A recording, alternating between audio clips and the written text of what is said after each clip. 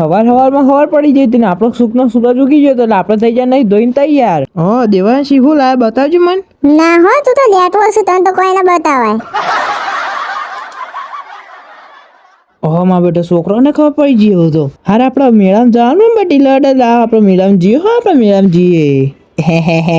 લઈ લીધું ને ઓને કેવા માસ્ટર માઇન્ડ મગજ.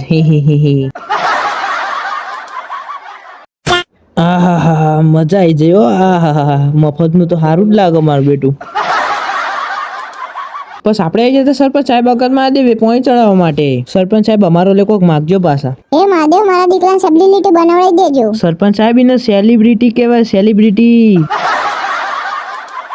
પછી આપણે આવી જાય ગયા ને ઘેર આવીને જોયું તો આવડું મોટું ફરફડિયું આવી ગયું હતું લાઇટ બિલનું. ખરેખર આ લાઇટ બિલ જોઈને તો સરપંચ સાહેબ આવું પંખો બંધ કરાવડાવી દેશે એવું લાગે.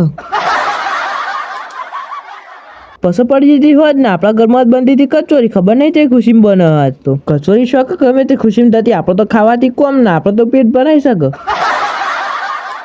આપણે ખાઈએ પહેલા માતાજીને ધરાવવી પડે એટલે પહેલા આપણે આવી જાય માતાજીને ધરાવવા માટે. હે માતાજી જલ્દી ખાઈ પછી મારો વારો આવે.